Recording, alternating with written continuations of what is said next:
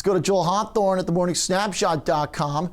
He's down at the CBOE. Joe, what do you think about Beyond Meat and Tesla as the safety trades in this market? Vegan burgers doing okay in this current storm. Yeah, I mean, it's holding steady. This is a stock that, quite frankly, for me, I like for the long haul. You mentioned some great things, Justin, talking to Michael there about really some of the growth opportunities there, but not having that exclusivity just yet. But I do think there is an opportunity to see Beyond kind of, once all the chaos clears in the overall market, I think Beyond can kind of head back to this uptrend that we've seen. Kind of right now, been in consolidation for quite some time, since about early January, since peaking out, kind of stopped and then kind of been what we call about range bound, so to speak. For me, just for protection, I do like it for the long haul, but I'm not all in. I'm not going to shove all my chips to the center of the table just yet. I'm going to wait and see what happens. Yeah. All right. So how would you, I mean, is this a stock where there's just too much unknown, unexpected to even get in the way of, or can you put, do like a straddle and just bet on vol? How would you approach this into earnings?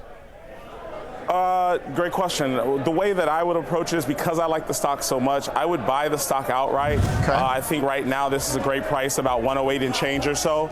But to protect myself from any earnings miss or just from the chaos in the market that we've seen here over the past several days, I would actually put on a protective put. This is called a synthetic long, where I'm long directionally the stock, but protecting myself and even can make some possible income if we see a pullback here below that 108 and change. So I'll buy the 109 put because we're trading just slightly above 108. That'll cost me about $9 and change or so.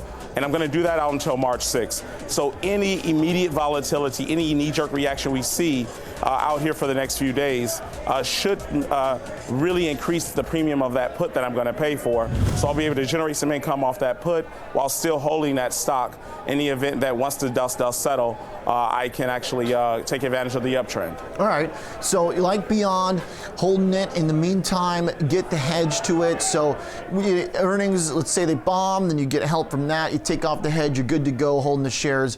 And then the expiry, how much time do you want to give it, Joel? Just out until March 6th. I'm going to go short term. That's going to be the cheapest put that I can find, with the exception of any strikes that expire tomorrow, which would be, and that's just too soon for me. I want to give it a few days, see what happens. So definitely I would say out till about March 6th. Yeah. All right. Hey, Joel, you want to give me a thought on the market overall real quick? It sounds like it's busy down there at the CBOE, and we're getting slammed right now. What do you think about this day 4 sell-off? Oh, man, you know, it has been just chaos. I mean, we saw yesterday, we printed higher above yesterday. Dow was printing plus 300 and change or so. And immediately by end of day, we start really selling off to the downside. I was watching futures all night last night, really wanting to see kind of what was going to be the carryover. Right now, there's still a lot of volatility, a lot of action, a lot of uncertainty here. I think some of the news reports heading out of some of the coronavirus cases out of California that we've heard, a lot of lack of confidence, not knowing what's going to happen next. Really, I think no one really knows what direction the market is going to head in, and it's just really a time to really be very, very cautious and very careful, in my opinion. Because of that unknown, Joel, appreciate the insight here on how folks are feeling, because it is tough to wrap your head around. There's calls for economic devastation. There's now sell-offs that are just crushing a monster rally on stories about, viral illnesses in states, far away from the epicenter of Wall Street. So the kind of cause and effect of trading, I imagine, has gone out the window. Does that mean you can look at a vol and VIX where it is and still want to sell premium, or is that even getting risky? I mean, I think it's getting exceptionally risky even for that, as you mentioned. We're talking about the VIX trading at about 1 year, at its 1 year high at about 33 and change right now. No one really knows where we're headed.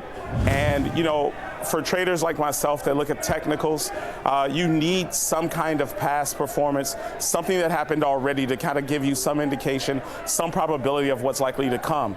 And right now, that uncertainty really has a lot of traders, in my opinion, not trading based off of that, but really just trying to catch the sudden knee-jerk reaction, a sudden move, maybe even just kind of riding the wave, so to speak. And that could be very, very risky for your money. So it's a momentum chase, basically.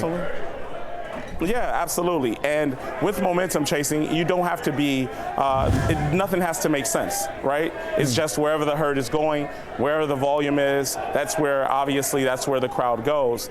And that's not always logical as far as when you start to look at technical, so to speak. Okay.